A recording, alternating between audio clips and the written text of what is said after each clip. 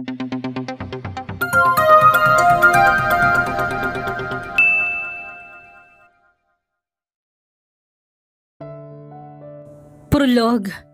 Dylan, heto ng bago mong titirhan simula ngayon.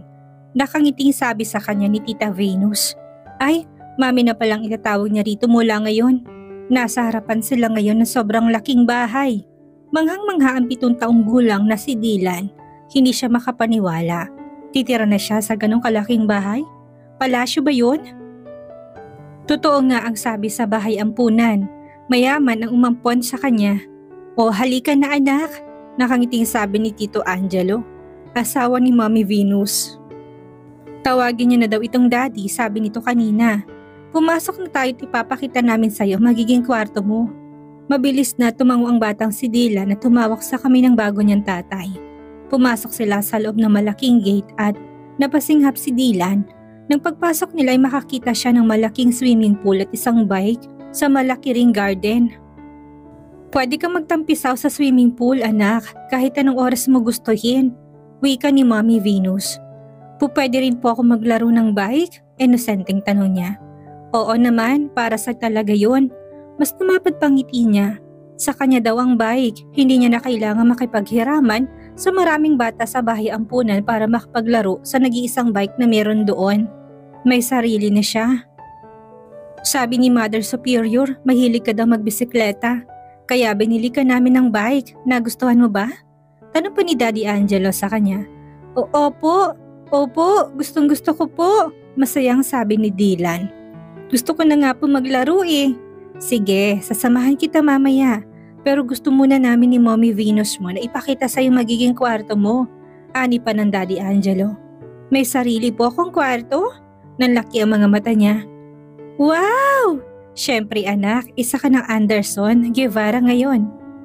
Kaya lahat ng kaya naming ibibigay namin para sa'yo. Malambing pa nasabi ng bagong ina. Parang gustong maiyak ni Dylan, hindi niya kasi alam na darating pa palang panahon na may mag-aampun sa kanya. Akala niya noon buong buhay na siyang nasa ampunan dahil umabot na siya ng 7 taong gulang at wala pa rin gustong umampun sa kanya. Kapag lumagpas pa naman ng 5 taong gulang sa kanila, ay wala nang gustong umampon. Habang papaakyat ng hagdanan sina Dylan at ang bago niyang mga magulang ay tumitingin siya sa buong bahay. Sobrang laki talaga. Ang mga gamit para lahat mababasag. Lahat mukhang mamahalin. Madami siyang nakitang kumikinang-kinang pa. Akala ni Dylan ay wala na siyang ikakasaya pa nang makita ang bike kanina sa garden. Ngunit pagkarating nila ng kwarto niya ay nalaglag ang panga niya. Pumasok ka Dylan, this will be your room. Nakangiting sabi ng mommy at daddy niya. Ang laki ng kwarto niya, malamig pa. Tumakbo siya sa higaan at tinagis ang sarili doon. Wow! Ang laki, bango at lambot-lambot ng kama niya. May sarili na siyang higaan. Hindi na siya makikipagsiksikan sa ibang bata at magtitiis sa sira ng electric fan na meron sa ampunan. Halatang tuwa sa mukha ni Dylan habang tumatalon-talon sa bago niyang kama.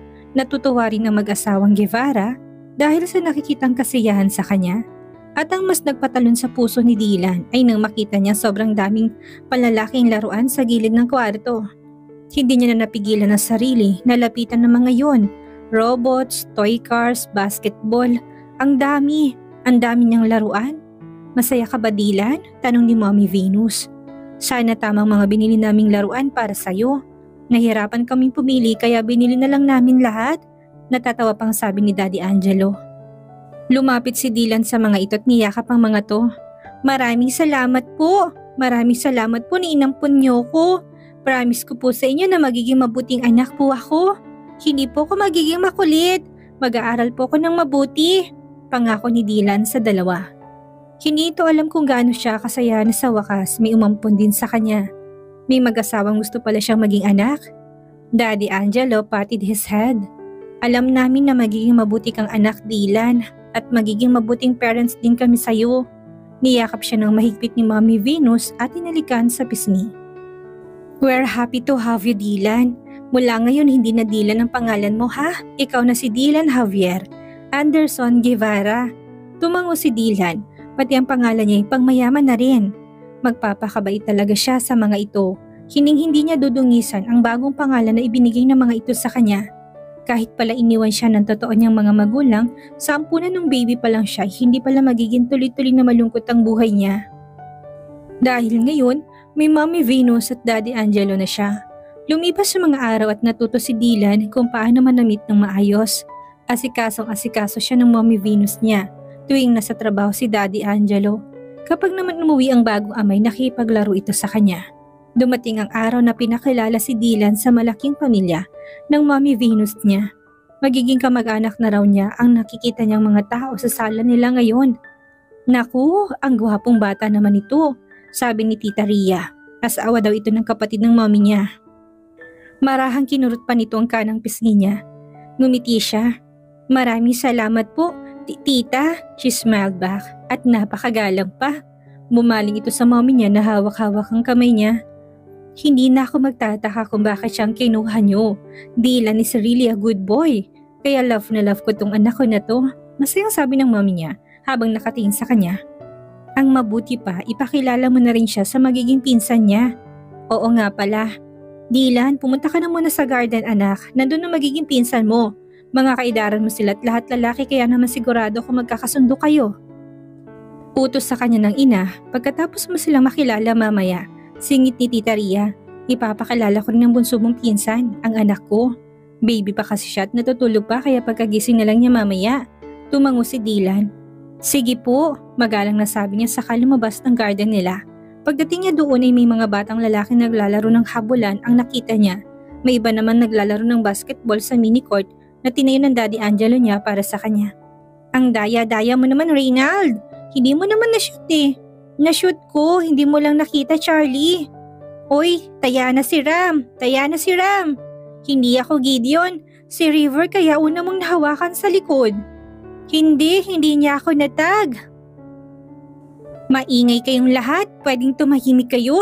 Saway ni sa malaking bata nakaupo lang sa isang tabi at nagbabasa ng libro. Tumahimik ang paligid, kahit si Dylan ay umurong ang mga dila na nagpapakilala sana sa mga bago niyang pinsan. Dahil dito, tumayo ang malaking bata at naglakad palapit sa kanya. Napaurong si Dylan, takot siya sa mga malalaking bata. Sa bahay ampunan, laging inaaway ng malalaking batang mga maliliit. Nagsalubong ang kilay nito habang tinititigan siya. Ikaw ba si Dylan? Seryosong tanong nito, napatango siya. Oo, natatakot niya sagot. Biglang nagsilapitan ang iba pang mga batang naglalaro kanina. Hi Dylan! Nakangiting bati ng isang batang naglalaro kanina ng basketball. Ikaw ang bago naming pinsan? Ikaw ang ampon? Tinakpan ng isang bata ang bibig nito.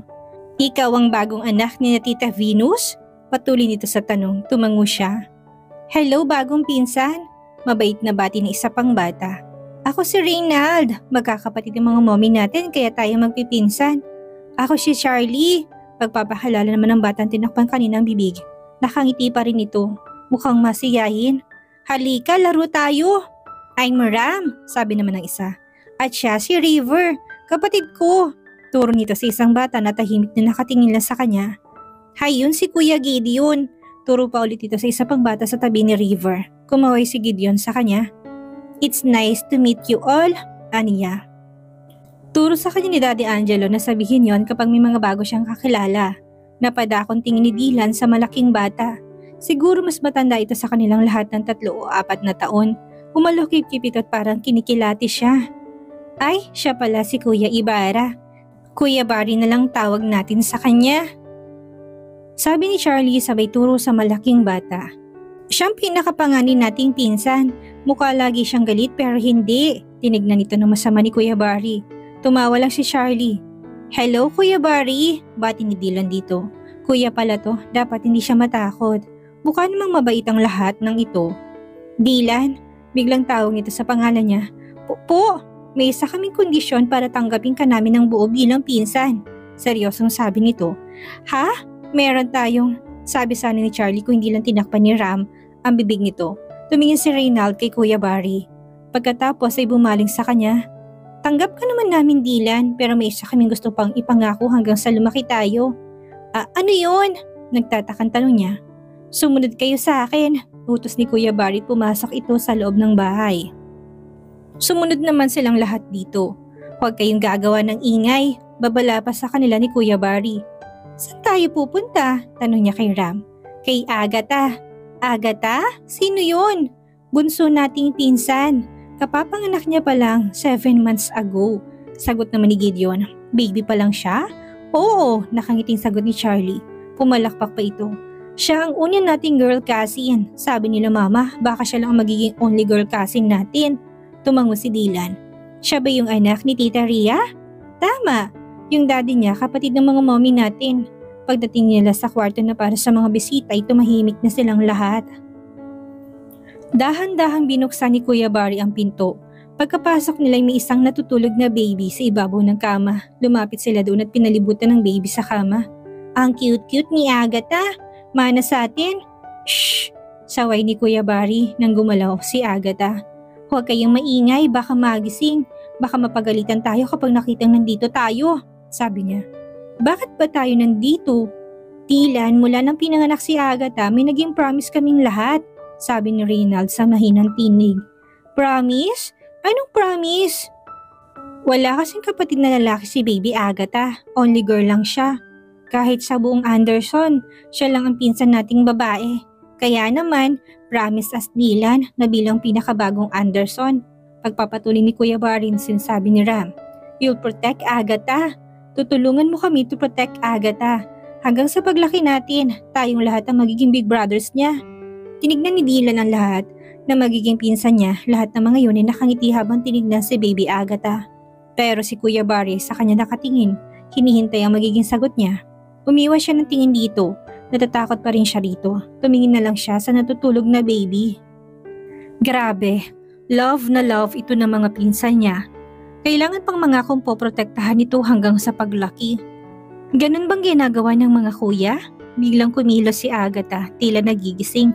Lumayo ang lahat maliban sa kanya. Humikapit at maya-may biglang dumilat. Otomatikong napangiti si Dylan nang makitang maliit at maganda nitong mga mata. Hala, nagising si Agatha! Baka umiyak! Yun din ang nasa isip ni Dylan. Natakot siya. Lalo na't sa kanya nakatitig ang baby. Pero sa gulat nilang lahat, imbis na umiyak ay ngumiti ang baby sa kanya. Parang may humaplo sa puso ni Dylan. Ganun ba ang pakaramdam ng pagiging kuya? Sa ampunan kasi ay bawal silang lumapit sa mga baby. Itinaas ni Agatha ang maliliit nitong kamay.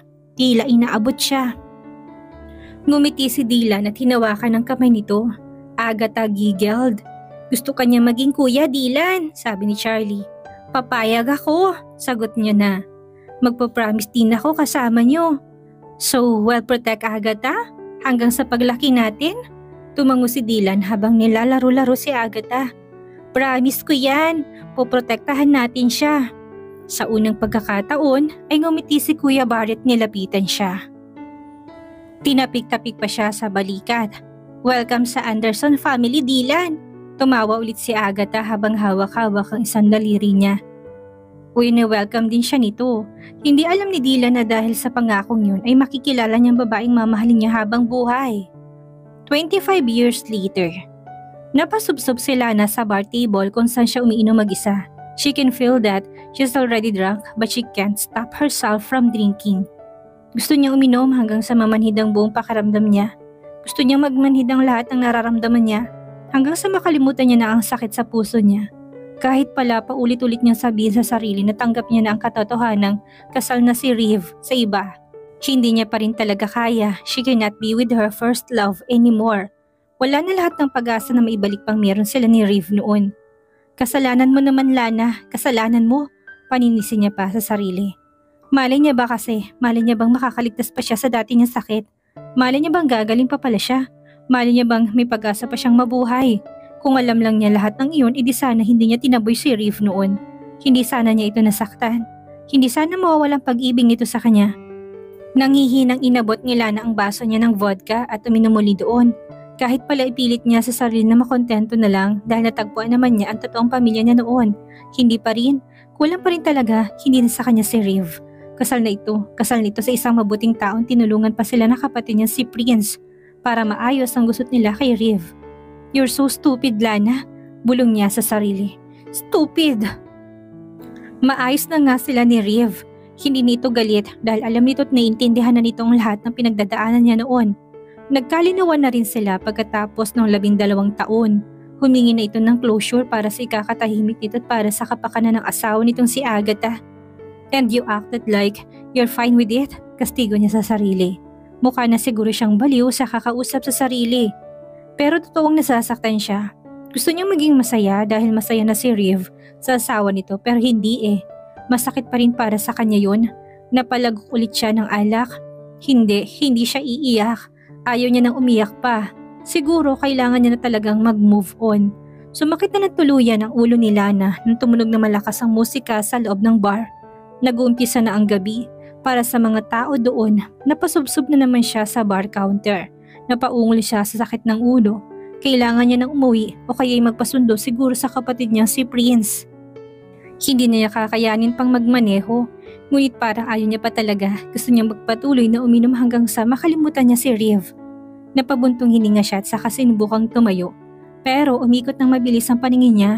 Babagsak sana siya sa lupa kung hindi lang siya mabilis na nasalo ng kung sino. His strong arms around her waist was firm. Magkadikit na sobrang kanilang mga katawan at hindi niya napansin. Nakakaliw kasi ang pabango nitong hindi matapang ngunit lalaking lalaki. Parang si Riv. Napaangat siya ng tingin, ngumiti sa pagkadismaya si Lana at hindi ito si Riv. Kahit na nalabong mga matay kilalang kilala niyang dating nobyo. Pero ang lalaki ay may napakaitim din na mga mata katulad ng huli. Are you okay? Nag-aalalang bulong nito. His voice was very masculine. Tila kinikilin tenga ni Lana nang bumulong ito. Napakainit din ang hinangan na to at humipan sa tenga niya. Pinikit-pikit ni Lana ang mga mata upang luminaw ang paningin. Unti-unti nakita niya mukha ng lalaki. Hindi napansin ni Lana na pangiti pala siya kaya naman ngumiti rin ang lalaki. He's handsome, alright. Lalo pang nagbigay ng kagupuhan dito ang kakaibang tingin ng mga mata nito. Tila tumatagos yun sa kalooban ni Lana. Umangat ang isa nitong kamay sa likod niya. Bigla siyang napatuwid ng tayo. Nakaramdam kasi siya ng kakaibang kilabot nang humaplos ang kamay nito doon. Well, I guess you're alright. Nakangiti pang sabi nito. Lumayo siya dito nang mapansing hawak pa rin siya nito sa bewang. Salamat. No problem. Sagot nito sa kamupo sa katabi niyang high stool. Going home? Simpleng tanong nito. His thumb touched his lower lip. Tila nag-iisip ito kung anong iinumin. Bakit ganoon? Hindi niya maalis ang tingin dito. Dahil sa hindi nila napagsagot ay muli siyang nilingon nito. Napapitlag siya na magsalubong ang mga tingin nila. Ngumisi ito. Are you staring at me? Dahil sa pagkapahiya hinirapan niya to. Hindi, tanggi niya pa. Biglang pumitik ang sentido ni Lana. Napahawak siya sa bar counter. Tila nagulat ang lalaki dahil sa pagbuhay na naman niya. You better go home. Lasing ka na. Umupo siyang muli sa high stool. Take me home. Wala sa sariling sabi ni Lana sa gwapong strangherong ito. What? Take me home? Hindi ako makakauwi na mag-isa. Aniya pa. What the? Is it the alcohol speaking for her? Okay. Hindi mo ako kilala at magpapahatid ka sa akin? Ito nang nagsabi ng sinasabi ng matinupang parte ng isip niya. What is your name? Dylan. Sagot naman ito. Dylan. Ulit ni Lana sa pangalan nito. Now I know. Take me home. He smiled amusingly. Si Lana naman ay parang hindi kilalang sarili. Ano bang pinagsasabi niya? Ganito na ba kalakas ang espiritu ng alak sa loob niya? Sinong matinong babae magpapahatid sa lalaking sinalo lang siya dahil muntikan na siyang bumagsak? Are you sure? Tanong pa ni Dylan. No, yes, he shackled. You're really drunk? I think you should call your boyfriend to pick you up. Tinawag nito ang bartender. Tequila, 3 shots. Umupo ulit siya sa upuan na katabi nito. I have no boyfriend. Aniya pa, napatingin to sa kanya. You? No boyfriend? I won't buy it. Wala talaga. Hindi naman na kasi sila na pumasok pa sa isang relasyon after 12 years. Maliban kasi ni hindi niya makalimutan si Riv. She's busy fighting for her life. Nagsimula na itong uminom. You know lady, you better go home. Huwag kang mag-aaya na kung sino para ihatid ka pa uwi. Lalo na't hindi mo kilala. Kiniling niya ang ulo. Kilala na nga kita eh, Dylan, right? He laughed. Hindi mo ba napapansin, Lana? He's giving you time to escape from your craziness. Go, Lana, go. No, ayaw niyang umalis. Gusto niya sa tabi ni Dylan. Hindi ka makamove on kanina kay Riv. Tapos ayaw mo umalis sa tabi ni Dylan ngayon? Napailing-iling si Lana. Nagtatalo ng alak at katinuan niya sa loob ng utak. Dylan had 2 more shots of tequila. Hindi ka nag-chaser? Natanong niya rito. Tuloy-tuloy kasing pag-inom nito ng tequila and she knew how bitter that alcoholic drink is. Pilyong napangiti ito, tila may naalala. Actually, I do take some chaser. Pero sanayin na ako na. Nakahulugan tumingin ito sa kanya. Kinuha nitong kamay niya. Kumuha ito ng asin at nilagay sa pulsuhan niya. He took a tequila shot then. He licked the salt in her pulse. She felt his hot tongue slowly touching his skin. Napalunok si Lana. There, nakangising sabi ni Dylan. I like taking my chaser that way.